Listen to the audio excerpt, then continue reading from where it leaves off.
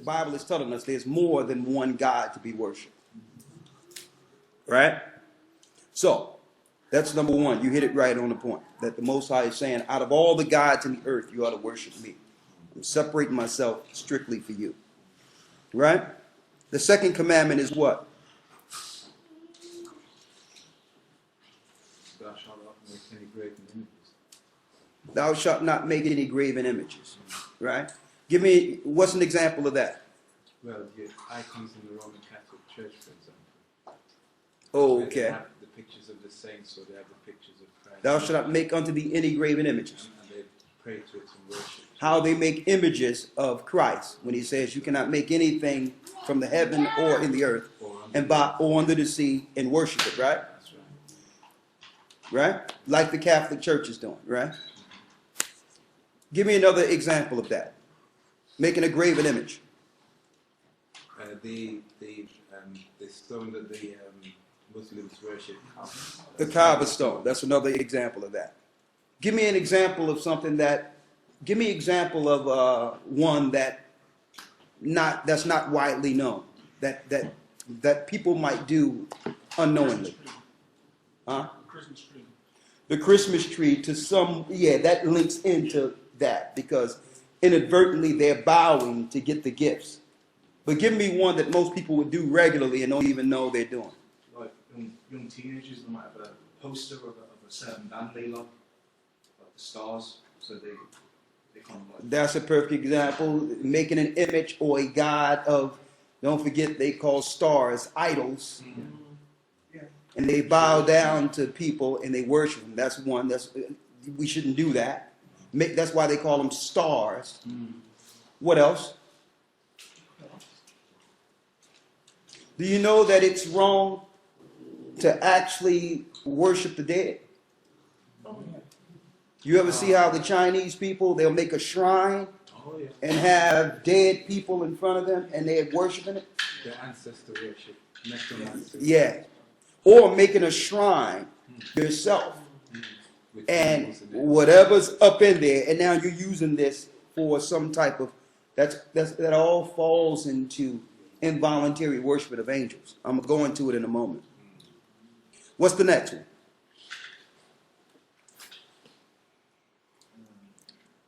What's the next commandment? Thou shalt not take the most high power in vain. How would you take the Most High in vain? Is that linked into when you swear an oath to the Most High and you don't perform it? That's one. You swear an oath to the Most High, or you make a covenant with the Most High and break it. Or is it something else to where you're saying, well, I swear to God. You're not supposed to do that either. You're not supposed to swear on heaven, in heaven, on anything in heaven or on earth. That's taking the Most High's name in vain. Also. That's just another one. Could Go it ahead. be that you say you believe in the Most High and you put that out there and then your lifestyle reflects the opposite to what you're saying you're doing? Yes. Presenting the Most High or walking with the Most High, but actions are counter to what the Most High name represents. Yes. That's also, that's another point. What we have here, blasphemy. Don't perform rituals, false preachers. Well, hey, the brothers and sisters got, they got other things out there that's pretty good too. All right, what's the next commandment? Remember the Sabbath day to keep it holy. Okay, give me an example of that. Remember the Sabbath to keep it holy. Not doing your own personal business. Yeah. And to do what on the Sabbath day? Rest. Rest. You can rest. At least you'll be keeping it, right? Huh? Don't serve our own will. Don't be all out there in the world operating with the world. You understand?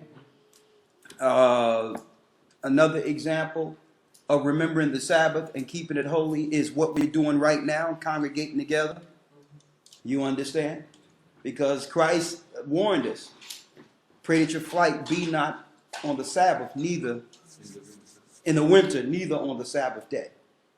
So it's important that we're together so that whenever things go down, we'll be prepared and in the right mind on that day.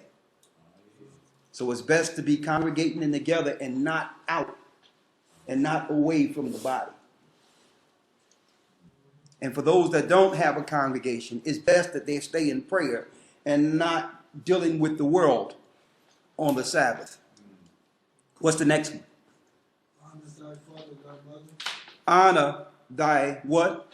Father and thy mother. Honor thy father and thy mother. You got a lot going there.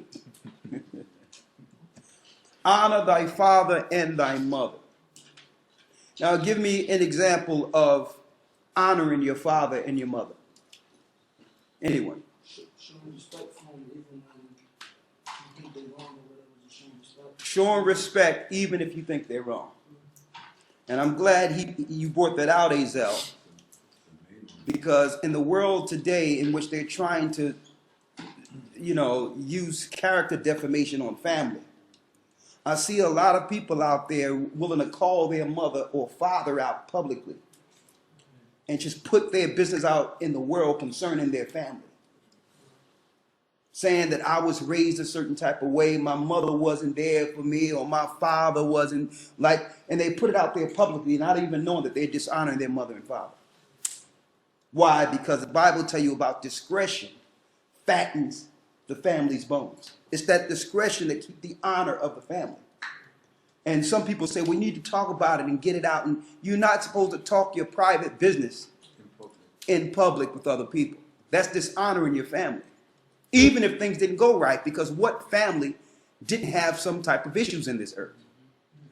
But you still keep the integrity of your mother and father. And we have to learn things, because why? With our mother and father, we only get one. We only get one. And the perfect example I can give is and may the Lord bless his soul. My father is no longer with me.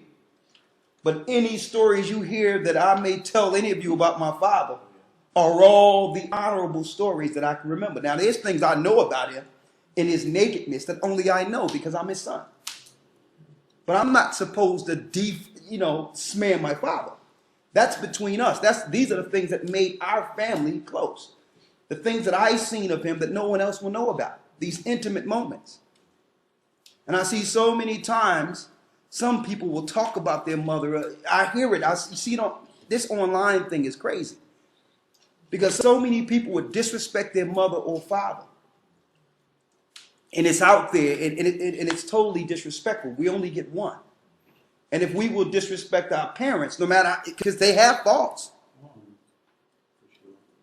then what's to stop us from honoring our Father in heaven? Or disrespecting the Holy Spirit, which is, in Scripture, our mother in heaven. You understand? So we should always keep the integrity of our father and mother. And I noticed that the majority of us do it without even knowing it. Because the world teaches us to just spew. They tell you that's healthy. To express what someone have done to you. When it comes to your mother and father. And if you magnify the negative, I'll tell you now, you would tend to minimize all the positives that your father and mother brought to you, that made you the person you are, that led you to the truth, that led you to the Most High. But they would like you to magnify the negative because they looking to destroy family. Oh, I was abused, or I was this, my dad wasn't. Listen, your dad had you. Your dad brought you to this earth. Your dad did what he knew was right so that you wouldn't go through the things he went through. He didn't have all the tools, but he still loved you.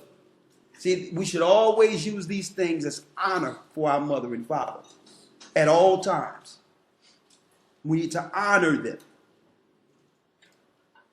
Even if there's things that we deal with, knowing that, okay, he wasn't perfect here, he wasn't perfect there, he didn't have the knowledge of this, but I have the knowledge of it now. And I understood he didn't know better there. But I'm not going to smear him before the world or smear my mother before strangers. We must honor our father and mother at all times. Without them, we wouldn't be here. The Most High used them as a vessel to bring us in this earth. And what greater honor can we give someone? How can we deny the people that gave us life? That the Most High used to give us life? Does that not trump everything else? And I'm putting that out there, and I wanted to just magnify that, even though we're going into other things today. I was looking at something today, early this morning, and I seen how it's nothing in this earth for people to just smear their parents all the time. And they think it's good to just, and I remember growing up, you couldn't do that. Now, other nations out there, you would hear their children calling them names and cursing at them and all that, and you knew not to do that amongst us. Oh, gosh. Mommy, you did. Other nations do that, but we didn't tolerate that. Now, I see that's happening amongst Israel now, where you think you can call your mother a name and all this and just down talk. The Most High is looking seriously on that. That's total disrespect. You should always think of the good times. They gave you life. You mean to tell me your whole life he was just going upside your head and abusing you or knocking you down, or she was just cursing you out your whole life? You didn't have no good times in your family? You never hear that. Everyone want to talk about the bad stuff. The stuff that makes you melancholy, the stuff that makes you down or makes you sad. So they want everyone to be victims. Why? Because you know what because they know something. When you dishonor your parents, you dishonor yourself. You lower yourself when you dishonor your parents. They know that. Why? Because you don't have no legacy now to move to your children. You don't have no good stories to tell your children. You done destroyed your own legacy.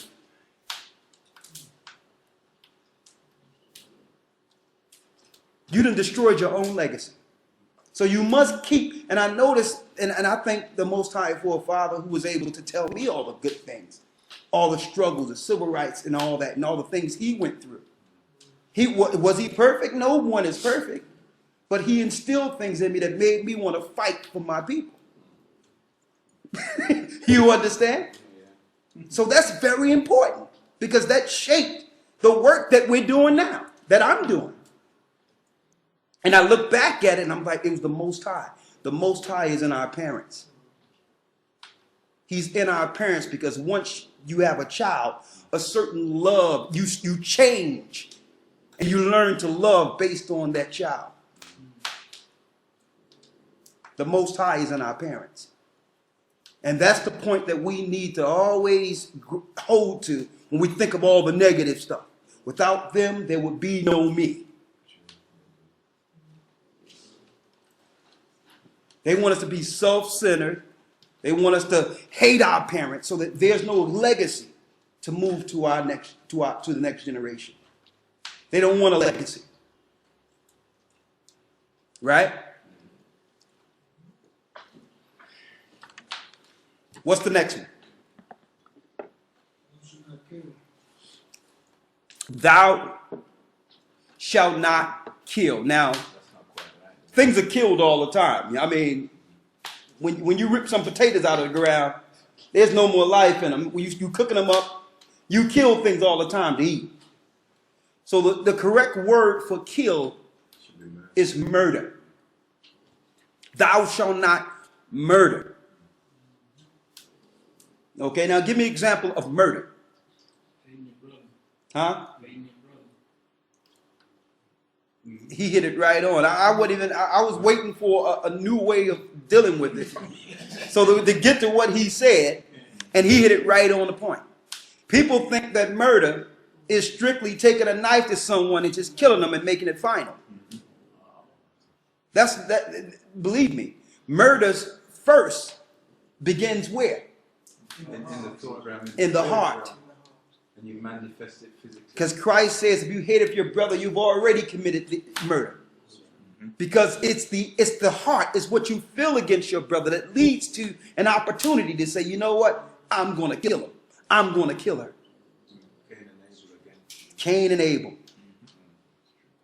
When Christ told them, you are of your father the devil, in the lust of your father you will do. You were a murderer in the beginning.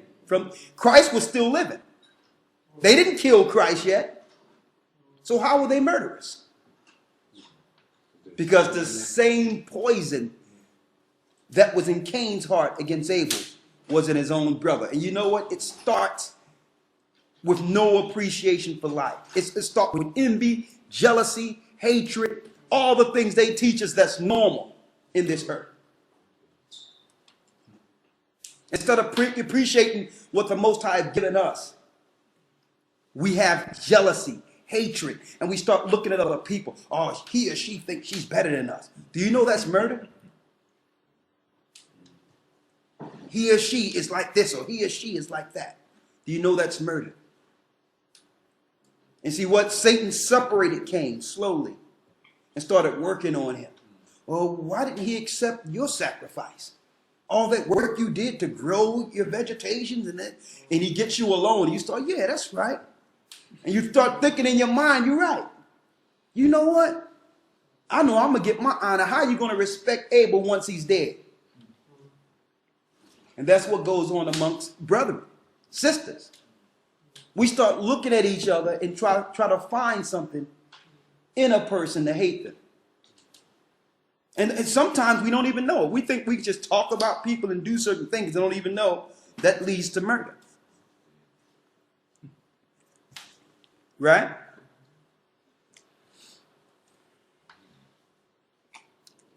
What's the next one?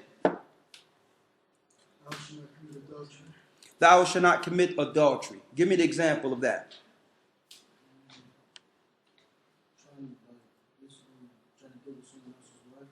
Get with someone else's wife. That's a perfect example.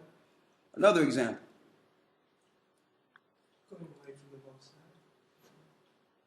Dealing with other gods is a form of spiritual fornication. I'm going to hit someone with adultery that people didn't even think was adultery. What's that? Because isn't the one where Christ says, if you lust after a woman, even in your heart. If you lust after a woman, even you have committed adultery in your heart. And you know what? That links, and I'm glad you brought that out, because a lot of people don't know, because it's so prevalent in our society today, especially online and all this. People don't even know pornography is fornication, is adultery. Pornography is adultery. But doesn't the scripture say no adulterer will inherit the kingdom of heaven? Exactly. Now I'm just using that, I'm pointing that out as an example, because Christ says if you lust for someone in your heart, you've already committed the act. And see, Satan, he's a sorcerer. He understands that with these TVs and with the internet and with all these things, he understands how to draw people in, because when you see these things, you are participating. You are an actual participant in the act. You become that man. She becomes that woman, because that's what you are imagining. And as your heart is, so is you. You are actually in that act. Satan is drawing everyone in to adultery and fornication and sin. It's just not no normal entertainment. And that's why they're making it ready, available online, which you can see anything you want, because they're drawing you in. Because when the opportunity arises, you're going to act out what's in your mind. You're going to do the act. So you've already lost. The first thing is to actually, Satan is to get the desire in you to do it. Scripture says you're drawn away by your own lust. Exactly. But you cannot, don't forget, like children, you're innocent. You can only do what you are exposed to or have education of or have knowledge of. So if you didn't learn these certain things, you wouldn't have no education. You wouldn't have no knowledge to do them. You wouldn't have any awareness of it. Exactly. So there's many levels of fornication and all that. What I'm saying is I'm going through these commandments, and I want to give different aspects of it based on the fact that some of us in this earth do things just by habit or how we were taught or in our society, what we've learned, and don't even know. When we think of adultery, we think of one thing. We think of stealing, we think of one thing. But we never look into what leads to all these. And you notice the Most High, even though we have all these laws out there, we have all these commandments out there, that he gave the 10 in Exodus. Because if you follow these 10, you're not breaking any of them. All the other law is void. Because if you love the Most High and keep his commandments like he says and honor him, you're not, what good is a dietary law? You know you're only going to eat clean foods. You understand? You know you're not going to eat pork and all that. Because you see the clean foods that the Most High gave us for sacrifice. So the dietary law is out the window. You look at the foods the Most High, who we honor, gave us. That's the food we eat. We don't even have to know what the unclean animals are. You understand? So everything surrounds these 10. And to keep them and practice these first. And I'm saying that because usually when it comes to being a Hebrew and find out you're Israel, we want to look at all the cultural aspects and what to put on and how to be different than everyone else to get some uniqueness or individualism. Being that for years, that's what we were deprived. Understandable. That's understandable. But still, if you concentrate on those 10 and learn to perfect those 10, everything else becomes easy. Right? Finish reading. Got it? Come on. What's the next commandment? Thou shalt not bear false witness. Thou shalt not bear. Oh, that's not still, sorry. Say that again. That's not still. Thou shalt not steal. Give me an example of stealing. Taking something that's not doing it. Yeah. Somebody else's. Here's an example that people don't even know is an example of stealing. Do you know stealing is taking credit for someone else's work?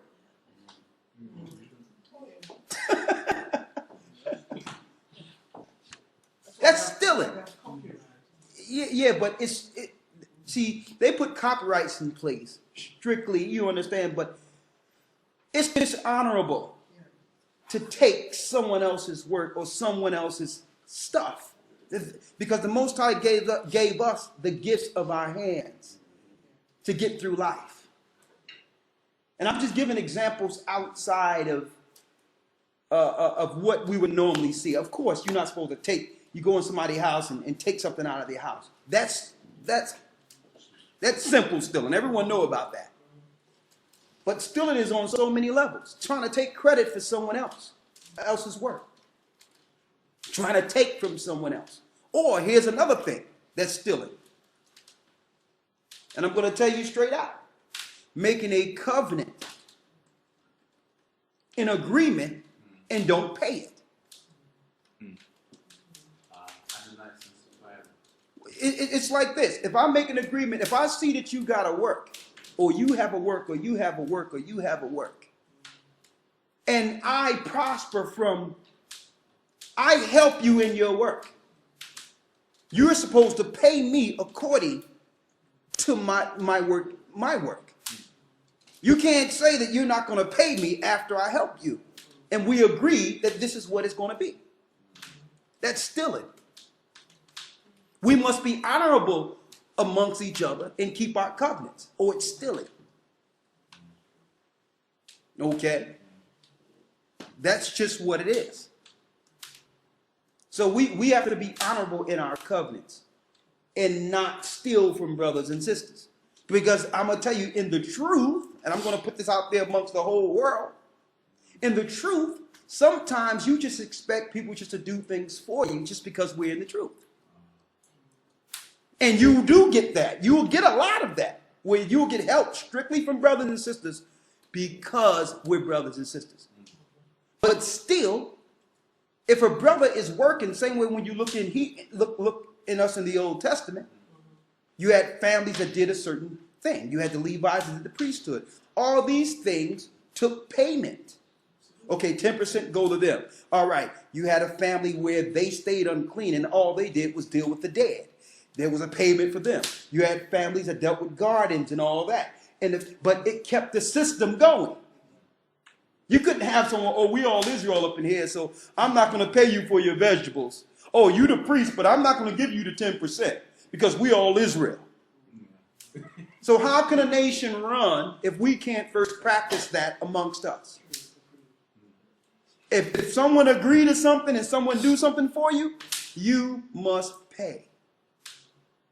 And I do this all the time because some people say, okay, elder, no, you don't got to do that. No, you the elder. No.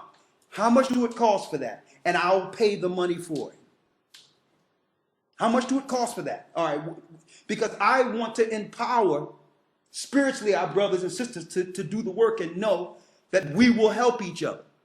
I don't want no gifts strictly because I'm teaching the word. A just weight for a just measure. So when someone do a work, I pay it. Or I'll start feeling entitled. That ain't right. I'm not entitled. I must pay my way just like everyone else. Or I'm stealing. Okay? So I'm just giving some examples of the law that we probably didn't even look into. A just weight for a just measure. If someone help you, you pay it. That's your respect. Okay. I honor your gift. I honor what you brought to me. Okay. I honor the works of your hand that the Most High blessed you with to help me.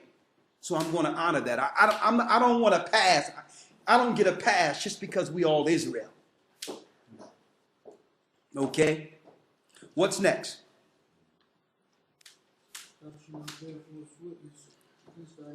Oh, here we go.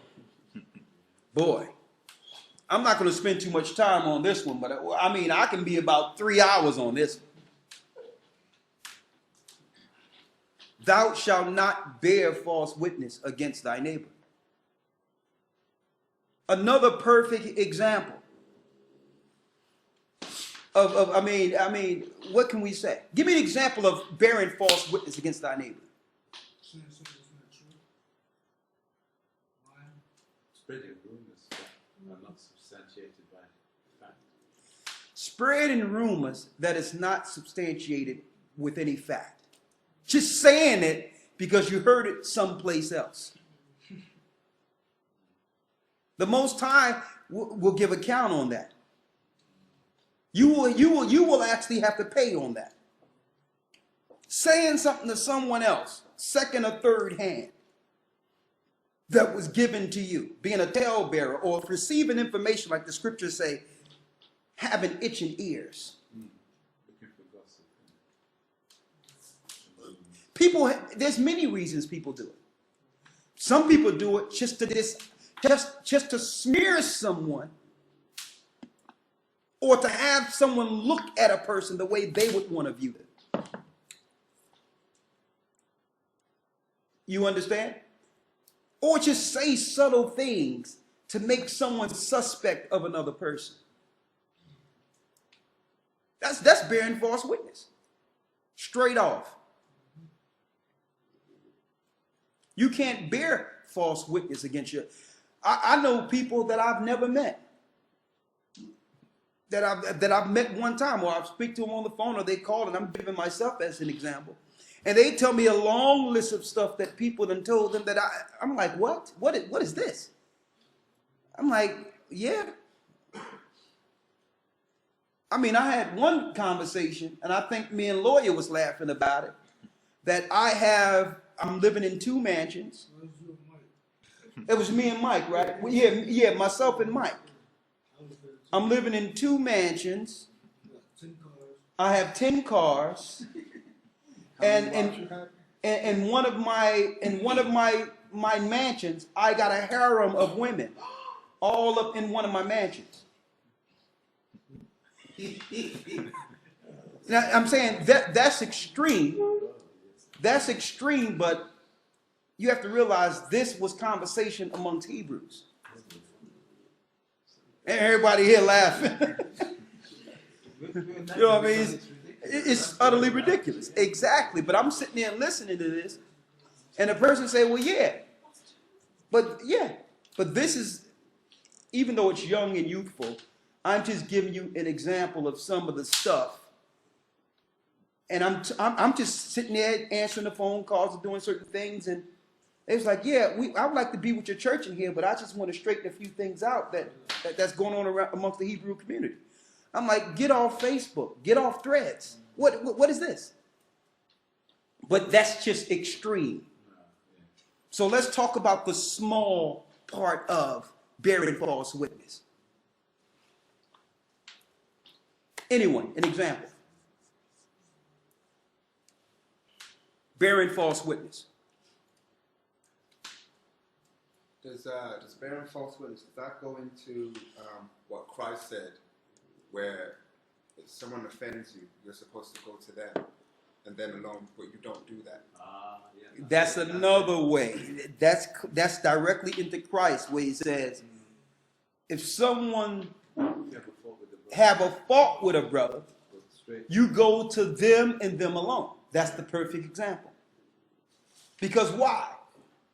Your perception could be incorrect. But you want to bounce that off of someone else. No correction have come on either part. You can be wrong. But yet you're going to go to another brother or sister and say, well, yeah, he or she did this to me, and it ain't right. And you didn't even go to the brother or sister yet. When it could come out that you were wrong. So you're bearing lies on a brother or sister. You bearing false witness and straight lies on brothers and sisters. I'm going to tell you, that's what's going on all amongst Israel, all with the world. Because why? They trying to totally break us as a people. And I'm looking at what I see online and all that, and how it's okay to just say anything you want about other people. I mean, if you can lie and bear false witness and cheat, you get a reality show. You can just put out your business on your mother, father, sister, and now here it is. You have some sodomites operating in the background who hate the Most High, just stirring it up so that we think this is normal.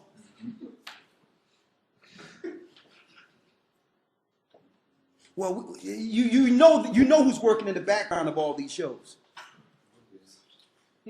We need more friction. We need more fighting. We need a cat fight. Who's back there? Who's producing? Sodomites.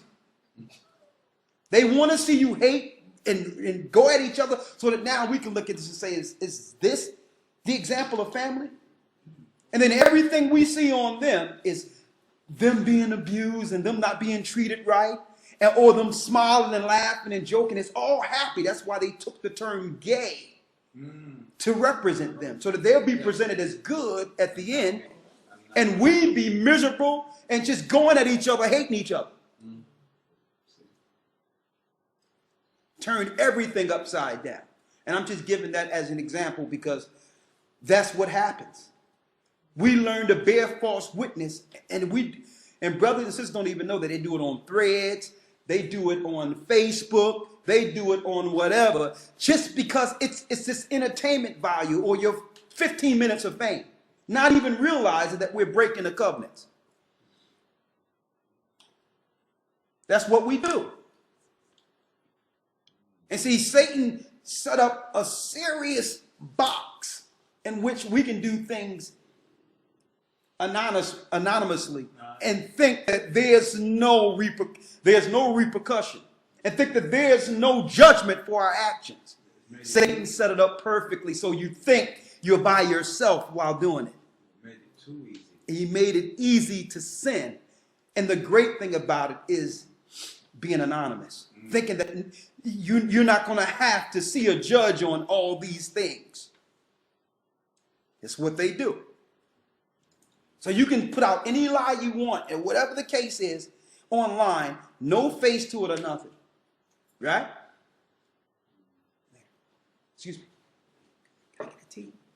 Thank you. I appreciate it. Go ahead. What's the next one? What's the next one? Thou shalt not covet what is thy neighbor's. It says covet what? Your neighbors, any property that belongs to your neighbors, you should not covet after it. Give me an example of that. Everything you see other people with, you want. And I'm going to tell you how this gets real bad. When you begin to want not what they have to get yourself, you want what they have. Period. You want what they have. Instead of, when the Most High wants us to look within ourselves and develop our own with Him. He don't want us to follow other people in what they're doing. He wants us to love Him, and He increase us the way our family have agreed. Not what we see in this world. They got a big refrigerator, the big silver refrigerator. Let me go get this big silver refrigerator. Or no, you know what I mean? Everything is copycat now. No one is unique. No one is spiritual and connected to the Most High. Everyone is, and then you're starting to be held to standards. That's unfair. People come to you and say, well, listen, you know, you may get pressure from your husband or wife. Well, they got that. Why don't we get that? They doing this, so why can't we? Do you know that that's all the spirit of covetousness? What's wrong with just appreciating what the Most High gave you, and you make an agreement to build your family outside of what you see, outside of the world and what is trying to feed you? What they claim is the epitome of what a family or the American dream is. You understand? What's this? And here's another problem, coveting. This is how you covet someone. I'm going to tell you another thing. When it says coveting what belongs to your neighbor, that's why it start pointing out things. Right? It start pointing out their property. Here's another example. And I put this out there all the time. A brother come into someone's house and talking to the woman. And this happens because this shouldn't be. Where friends are so close now that the woman have become friends with her girlfriend's husband, or vice versa. Now someone can come in and talk to someone's wife and say, you know what? That brother, he gotta start treating you right. I keep telling him we be out, and he treat you like, man, I'm telling you, he gonna lose you. What's wrong with this? Y'all laughing, brothers. This is normal stuff. But you'll see it all the time, where brothers will come into someone and say, man, or there's a dispute, and she see the look on your face, and you sitting there like, I've seen it in the past, where a brother be in there and he be like, and he be there in front of your woman talking about, man, I'm not gonna say nothing. I'm just saying. So we have to be careful how we operate in other people's house. Because why? It leads to that woman thinking that there's another man appreciating her and understand her. Or vice versa. And it goes into him not wanting to find someone that's nice like you have. He want your woman. Or she want your husband. Coveted. Just so I can understand. Yes. What exactly does that word covet mean? The proper definition. Covet is an inordinate desire. Like A real want. It's lust. There you go. It's lust. Yes, it's lust. So that means there's a spirit behind it. Inordinate desire. So there's a Yes. spirit behind it. It's a wanting spirit. And it leads to all the commandments being broken. It leads to adultery. It leads to murder. It leads to stealing. It leads to all the things the Most High said. It'll lead to bearing false witness. All that. Let me read this real quick. Yes, Romans, sir. Romans 7:7. Yes. What shall we say then? Is the law sin? God forbid. Nay, I had not known sin but by the law. For I had not known lust, except the law had said, thou shalt not covet. So let's give you the definition for coveting, which is lust. Lust. Romans 7:7. Yeah. You got that? What's the next one? That's it. Now, I didn't mean to go too deep into that because there's other things I want to read on real quick. But it's important that we understand these commandments and how it embodies the whole law. Yes, sir. Just to make it clear, right? So, coveting is when you want someone else's things or someone else's. Yes. Not wanting something in general. Not wanting something in general. You can see, like for instance, some people play games or something. You see somebody say, yeah, this new game came out. You played it, but like, yeah, I want that. Yeah. That's not coveting because you don't have no, but it's another thing when you sitting there plotting on this guy's game. You understand? Like, you know, in a couple of weeks, I'm going to see if I can, how I can get him get this from him. Yeah. I'm just giving you just some examples. Thank you.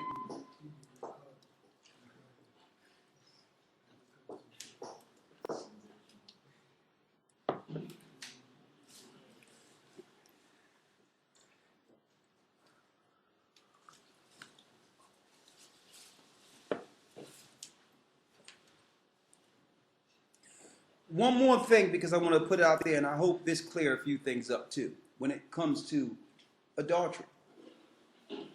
You notice we living in a time now that even though people don't physically make a covenant like they should with family, they're in relationships. And some single brother or single sister may meet someone and ask, are you married? And they say, well, you know, I'm going through something right now, or I'm single, but I'm going through something right now. Leaving a crack open for you to come in.